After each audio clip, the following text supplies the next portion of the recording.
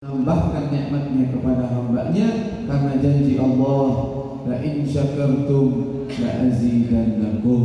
Kalau kalian bersyukur, maka Allah akan menambahkan daripada nikmat tersebut. Berarti ketika seseorang diberi kemudahan oleh Allah untuk bersyukur, tanda bahwa Allah ingin memberikan daripada tambahan, memberikan daripada limpahan yang berlipat ganda, maka alhamdulillah atas segala nikmat yang Allah berikan kepada kita. Apalagi ma'asyiral muslimin wal muslimat rahimakumullah, kita sama-sama berada di malam 12 Rabiul Awal, malam daripada hari lahirnya Nabi Muhammad, yang mana seperti malam ini ibunda Rasulullah mulai merasakan bahwa dari kehamilan tersebut akan lahir anak tersebut, anak yang paling mulia, anak yang paling agung, manusia yang pilihan Allah, yang mana lahirnya beliau adalah di waktu Qubaila Fajrin, sebagaimana disebutkan dalam kitab dia ulama, wa Qubaila Fajrin abrazat syamsul huda dhahara al-habibu mukarraman wa musana. Dan sebelum menjelang subuh, di waktu yang gelap gulita, masih menjelang subuh, lahirlah junjungan kita Nabi besar Muhammad sallallahu alaihi wasallam. Ketika beliau lahir, inna ummi, kata Nabi sallallahu alaihi wasallam bersabda, inna ummi ra'at hina wada'atni nuran adaat laha qusur asy-syam. Sesungguhnya ibuku melihat ketika meletakkan aku, ketika dia melahirkanku, dia melihat cahaya bersama lahirnya Nabi Muhammad. Tapi cahaya ini bukan cahaya lampu, cahaya dari cahaya Rasulullah sallallahu alaihi wasallam. Cahaya tersebut karamatan min Nabi sallallahu alaihi wasallam. Bahkan ibunya dari rumahnya bisa melihat istana-istana yang ada di negeri Syam dengan cahaya dari Nabi Muhammad SAW. Makanya lahirlah membawa cahaya nurun, yang mana beliau SAW ketika ditanya mata kunta nabiyan, qala Adam kana baina turabi wa baina ma'in. Di dalam Maulid juga disebutkan mata kunta nabiyan ya Rasulullah, qala Adam baina al-ma'i wa turab. Adam belum diciptakan, aku sudah nabi di sisi Allah Subhanahu wa taala. Beliau sudah nabi. Sebelum beliau diciptakan sudah sebagai nabi Allah, tetapi ketika Allah ingin menyatukan antara kemuliaan yang sudah dituliskan dan sudah ditetapkan dan juga kemuliaan untuk umat manusia, maka Allah lahirkan junjungan kita Nabi besar Muhammad sallallahu alaihi wasallam. Maka kita bergembira di malam hari ini untuk Nabi Muhammad, senang untuk hari lahirnya Nabi Muhammad, menyambut hari lahirnya Rasulullah sallallahu alaihi wasallam. Tentu saja semua ini atas dasar perintah dari Allah Subhanahu wa taala. Perayaan-perayaan yang semacam ini tidak diragukan bahwa mendapatkan pahala dari Allah Subhanahu wa taala. Bahkan di dalam perayaan-perayaan semacam ini kita mengharapkan ampunan dari Allah. Kita mengharapkan dikabulkan hajat-hajat kita oleh Allah Subhanahu wa taala. Karena Allah perintahkan kita untuk berbahagia atas karunia dan rahmat Allah. Kita disuruh bahagia. Nah, yang namanya manusia itu memang wajar, biasa saja untuk senang terhadap urusan dunianya, terhadap hal-hal yang menyenangkan hatinya. Tetapi Allah Subhanahu wa taala mengajarkan kepada kita, kalau kalian ingin senang, kesenangan kalian mendapatkan pahala, mendapatkan keutamaan di sisi Allah, senangnya terhadap karunia dan rahmat Allah.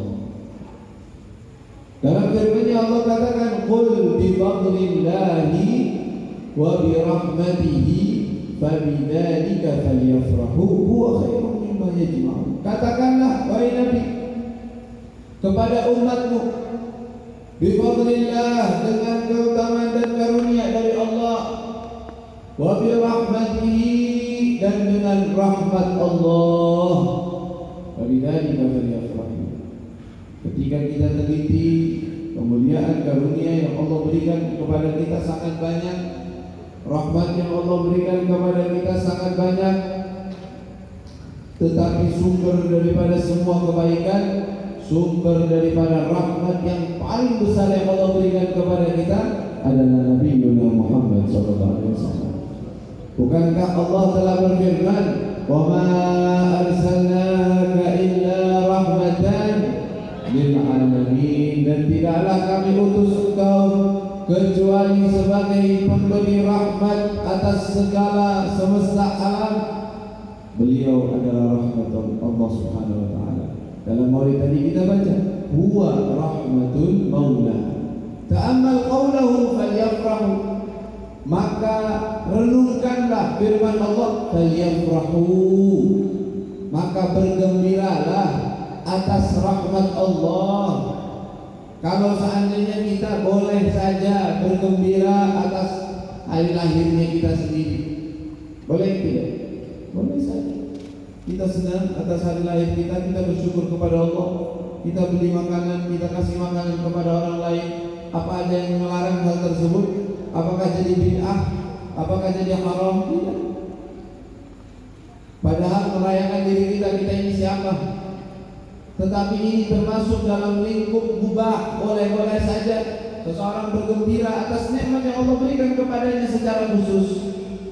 Bagaimana dengan nikmat yang Allah berikan bukan untuk kita saja, tetapi kepada seluruh umat manusia, bahkan kepada seluruh alam semesta. Kalau kita bahagia atas diri kita sendiri aja boleh. Bisa dapat pahala, bisa kalau kita ngasih makan orang, sedekah, dapat pahala gara-gara ngasih makan orang. Nah, kalau kita bergembira atas rahmat Allah, bukan saja rahmat Allah, bahkan sumber daripada semua kasih sayang Allah Subhanahu wa taala yaitu Nabi Muhammad, maka itu adalah ketaatan kepada Allah Subhanahu wa taala. Kita sedang bergembira atas hari lahirnya Nabi, itu taat kepada Allah. Itu menunjukkan keimanan seseorang. Bahkan dikhawatirkan seseorang yang merasa biasa-biasa saja, lahir Nabi bukan lahir Nabi, Isra Mi'raj bukan Isra Mi'raj, hijrah tidak hijrah, biasa saja, biasa saja. Nah, ini dikhawatirkan, kok bisa di hati seorang muslim menganggap kejadian bersejarah yang berkaitan dengan kekasih Allah itu biasa-biasa saja. Sedangkan untuk dia hari lahir anaknya saja bukan biasa-biasa saja. Gak seperti itu. Hari pernikahannya bukan biasa-biasa saja. Bagaimana bisa kejadian yang berkaitan dengan kekasih Allah Nabi Muhammad yang biasa-biasa saja? Berarti imannya perlu dibenahi, perlu diperbaiki, kecintaannya kemana?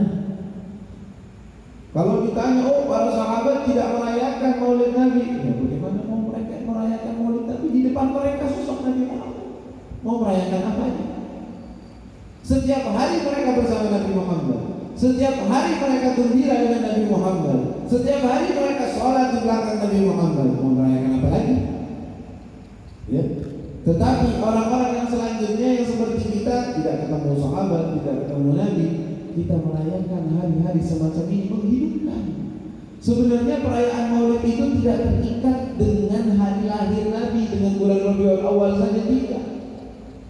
Maka itu kalau ada orang mengatakan, merayakan Maulid Nabi itu bid'ah atau sesuatu yang tidak dilakukan Nabi, lalu maunya gimana?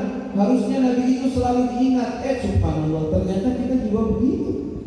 Memangnya pembacaan Maulid, apalagi ada qasidah-qasidahnya dan sholawatnya, itu hanya khusus bulan Rabiul Awal saja? Tidak. Bahkan ada yang bacanya setiap malam Jumat, ada yang bacanya setiap hari, ada yang bacanya setiap 1 bulan sekali. Berarti apa? Berarti memang tidak terikat dengan hari kelahiran. Tetapi hari kelahiran adalah momentum tepat, momentum yang pas untuk kita lebih lagi mengingat Nabi Muhammad SAW, mengingat kejadian-kejadian kelahiran Rasulullah SAW. Dan kelahiran beliau bukan sama dengan kelahiran manusia biasa. Beliau lahir pertama tadi dengan cahaya yang keluar daripada ibunda Nabi Muhammad SAW.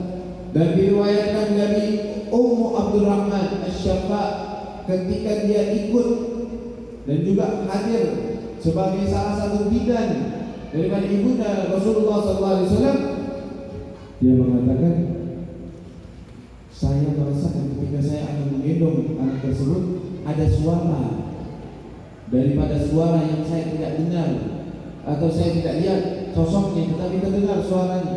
Aina dhahabta bihi? Qala ila al-masjid. Jadi kata Ummu Abdurrahman bin Auf, itu ketika itu udah saya juga melihat cahaya, karena Rasulullah ibunda Nabi melihat cahaya ketika lahir Nabi Muhammad. Begitu juga Asy-Syafa, ya, Abdurrahman bin Auf, dia juga melihat cahaya. Saking bingungnya hal tersebut, melihat Rasulullah yang diletakkan di dalam kasurnya, sementara dia lihat lagi tidak ada, dan mendengar suara, aina dhahabta bihi? Qala ila al-masjid. Sebentar lagi sudah ada sosoknya. Lalu dia berpaling sedikit, ternyata melihat lagi sudah tidak ada lagi. Aina dhahabta bihi? Qala ila al-maghrib. Dibawa ke barat, dibawa ke timur. Siapa? Para malaikat Allah. Mereka ikut gembira atas hari kelahiran Nabi, dan Nabi Muhammad dikelilingkan di seluruh penjuru alam semesta di timur dan di barat, dan dikembalikan dalam waktu sekejap.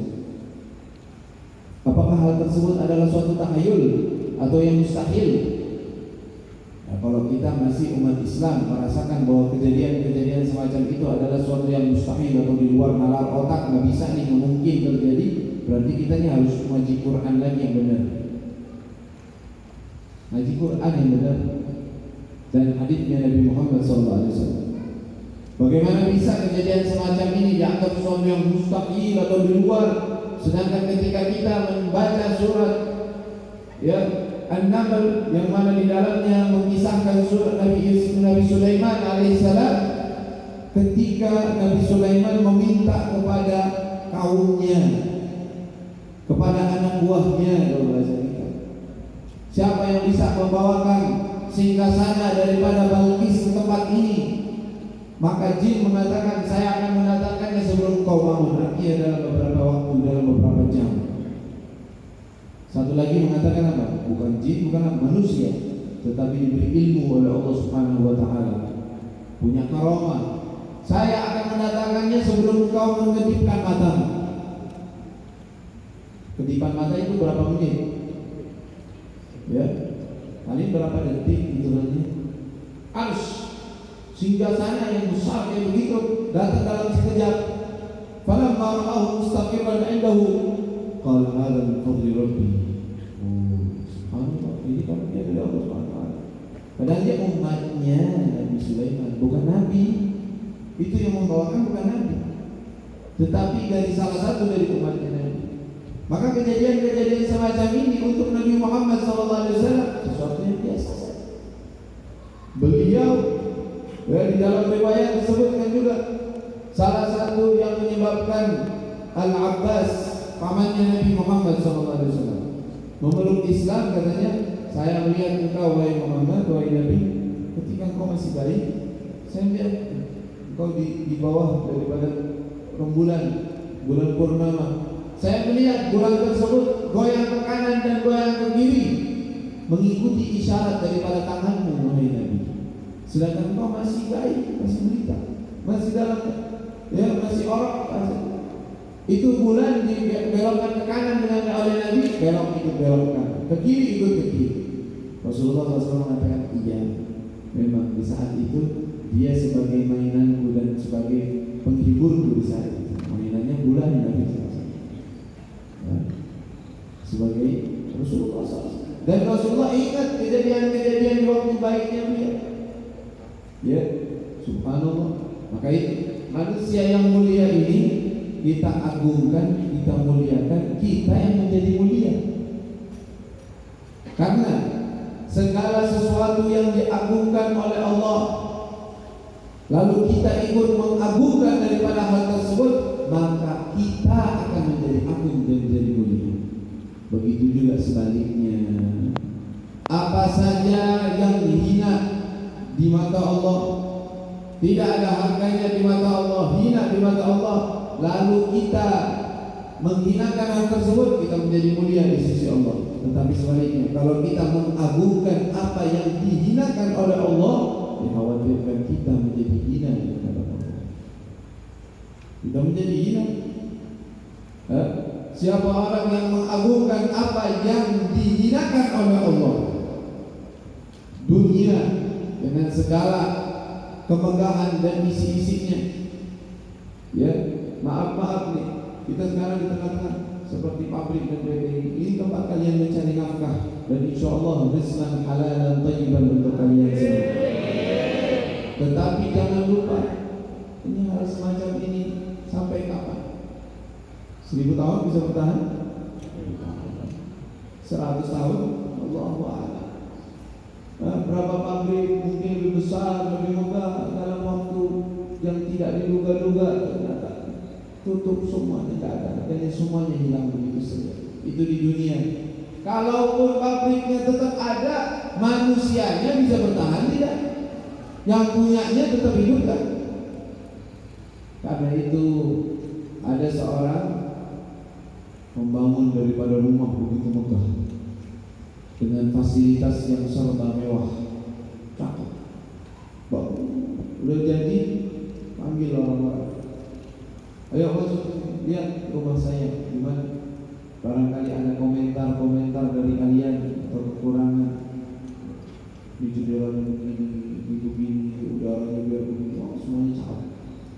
Semua kagum, semua orang pada heran dengan keindahan dan kebagusan dan kemewahan daripada rumah tersebut. Lalu dia tanya, apakah ada kekurangan di rumah saya yang perlu saya benahi? Orang-orang semuanya nggak ada isi.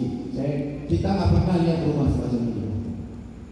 Ada satu orang mengatakan, padahal orang itu miskin, nggak punya apa-apa, dia biasa saja, bukan orang yang ngerti tentang urusan rumah dan kemegahan. Dia bilang ada satu hal yang kurang. Oh, apa itu? Sayangnya satu, yang punyanya bakal mati. Gampang ya jawabnya. Yang punyanya bakal, berarti tinggal juga. Udah capek-capek bikin, ya udah diindah-indah, tinggal. Makanya kalau mau bangun rumahnya gak bakalan tinggalin, yang malah bakal kita tinggalin. Ya, yaitu di surga. Tiap hari bangun rumah di surga.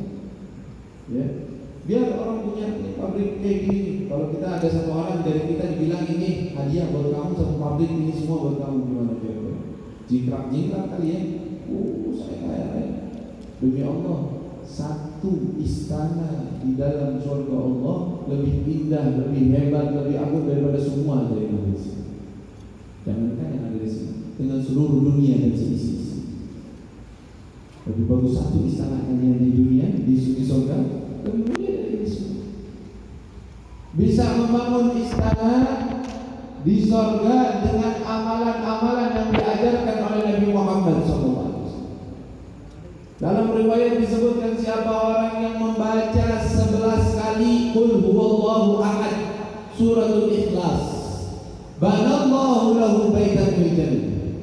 Allah akan membangunkan untuk orang tersebut rumah di surganya, istana untuknya.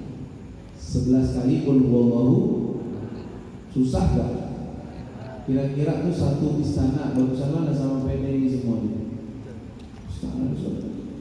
Berarti kayaan mana? Bisa kayaan kita. Makanya Sayyidina Umar bertanya lagi, ya Rasulullah, kalau begitu saya baca terus bisa banyak dong istana kita dan rumah kita di sana. Allahu Akbar wa ajal. Allah lebih besar dan lebih kaya. Jadi itu banyaknya lebih besar. Jadi ada dari umat Nabi surganya yang mana yang mulia dan agung dan luas, rumahnya ratusan ribuan rumah punya dia doang sendiri. Nikmati kan selama-lamanya. Jadi nggak bakalan bosan, nggak bakalan bingung. Semua punya dia.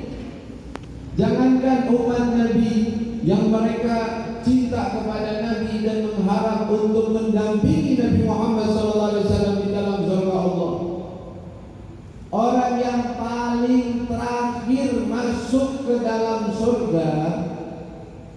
yang di dalam beberapa riwayat dinamakan Juhaina. Juhaina namanya, nggak tahu nama aslinya apa. Makanya kalau punya anak jangan namain Juhaina deh, jangan, serem. Kenapa? Karena orang ini orang paling terakhir keluar dari neraka dan paling terakhir masuk surga. Udah, penghujung. Jangan ya, jangan namain Juhaina. Kalau mau namain itu namain Muhammad, namain Ahmad, namain nama-nama orang-orang yang soleh, begitu. Ya. Ini makanya Sayyidina Hasan Al-Basri mengatakan, "Inda Juhaina al-khabar al-yakin." Pada Juhaina itu baru ada kabar yakin kita itu masuk surga apa kita tuh di neraka. Kalau Juhaina udah keluar, udah selesai berarti. Di dalam Sahih Bukhari disebutkan orang yang paling terakhir keluar dari neraka, yang ada di dalamnya setitik dari setitik iman, masih ada iman. Kalau nggak ada iman nggak bisa keluar dari neraka. Masih ada iman, keluar dia. Sekian tahun udah gosong, benar-benar gosong, udah habis. Keluar dari situ dalam keadaan gosong, dicelupkan di suatu sungai disebut dengan Nahrul Hayat, sungai kehidupan, berubah hidup orang yang segar lagi. Ya Allah, hidup lagi saya. Itu di kemarin dan kemarin, di berapa bertahun-tahun disiksa habis-habisan, baru diberdirikan di hadapan Allah. Apa yang Allah katakan kepada hamba yang divonis masuk neraka dan paling terakhir orang-orang udah masuk surga udah bertahun-tahun bermana-mana, dia baru keluar dari neraka. Apa Allah katakan kepada hamba tersebut? Mada turid salni ya abdi, wahai hambaku, apa yang kau mau? Sampai-sampai dalam Sahih Bukhari Rasulullah SAW menceritakan ketika hamba tersebut ditawarkan dengan tawaran seperti itu oleh Allah, apa yang dia katakan? Ya Allah, engkau mau meledek saya, sedangkan engkau sang maharaja, saya diledek. Maksudnya apa? Tahu diledek? Saya keluar dari neraka terus ditawari maunya apa? Emangnya keluar dari mana? Habis berbuat apa? Udah untung dikeluarin dari neraka, masih ditawari mau apa? Engkau mau apa? Ya Allah, atahza'u bi wa anta al-malik. Fabtasama Nabi sallallahu alaihi wasallam, fadhahikan Nabi. Makanya para sahabat ada yang mengatakan salah satu cerita-cerita yang dibawakan oleh Rasulullah sehingga Rasulullah tersenyum. Itu salah satunya ceritanya orang. Lucu orang ketika ditawarkan oleh Allah, dia tanya, dia balik bertanya kepada Allah, ya Allah, engkau mau meledek saya? Kok ditawari? Ya kalau bahasa kita kan udah untung keluar. Ya orang habis vonis dari penjara, ya dikeluarkan, terus tawarin, mau tinggal di mana, mau apa fasilitas, mau naik apa mobil, masa kayak gitu? Keluar, alhamdulillah keluar, udah untung keluar. Ini nggak ditanya sama Allah, biar kita tahu rahmatnya Allah Subhanahu Wa Taala bahkan kepada orang yang sudah masuk ke dalam neraka. Salni, kata dia, apa? Kata Allah, tanya, apa yang kau mau? Akhirnya dia mulai berpikir, mulai ingat waktu di dunia apa yang enak-enak ya? Oh iya, rumah, pengen apa, pengen tempat tinggal, pengen ini, pengen itu. Pikir tuh, minta sama Allah, minta ini ya Allah. Udah, itu yang kau minta ya. Semua yang kau minta aku kabulkan dan aku berikan. Dan bagimu kekuasaan dan kerajaan dan kepemilikan 10 kali lipat daripada kekayaan dunia. Berapa kali lipat? 10. Kira-kira PT ini ada berapa persen daripada kekayaan dunia?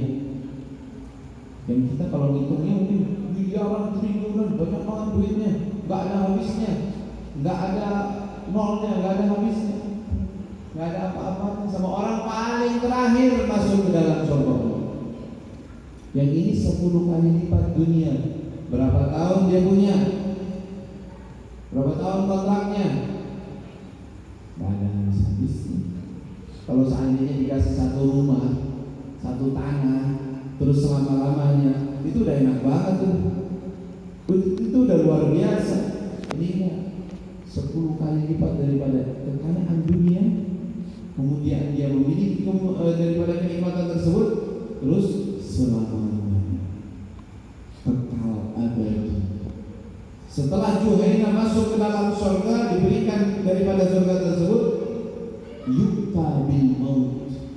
Datanglah di waktu di mana seseorang akan divonis selama-lamanya di dalam surga, benar-benar. Dan orang-orang yang di neraka akan divonis selama-lamanya akan ada di dalam neraka. Dalam Sahih Bukhari dan Sahih Muslim disebutkan yukta bil maut yaumil qiyamah ala ru'usil khalaiq ala surati kabshin, didatangkan dan dijelmakan yang namanya kematian. Itu Allah gambarkan seperti seekor kambing, dibawakan di depan siapa? Penghuni neraka melihat, penghuni surga lihat, semuanya takut. Tuh, penghuni surga itu lagi enak, nggak pernah ngerasain takut, kecuali hal tersebut mereka khawatir, ada suatu kekhawatiran. Karena yang mereka lihat adalah kematian. Kematian. Karena orang surga kan nggak mau mati, maunya terus-terusan. Sedangkan di hari tersebut orang-orang yang di neraka merasa ada harapan. Wah, ada harapan nih, ada kematian. Barangkali kita mati, selesai dari siksa berarti. Didatangkanlah kematian tersebut dengan surat kabus, surat atau digambarkan sebagai kambing yang semua orang tahu bahwa ini adalah kematian. Kalau dia ada berarti kita bakal mati, gitu. Lalu di depan mereka diperintahkan oleh Allah Subhanahu wa taala, salah satu dalam riwayat disebutkan malaikat dan riwayat yang lain dari Yahya alaihissalam yang disuruh untuk menyembelih daripada kematian tersebut. Disembelihkan kematian tersebut di hadapan orang-orang penghuni surga dan orang-orang penghuni neraka.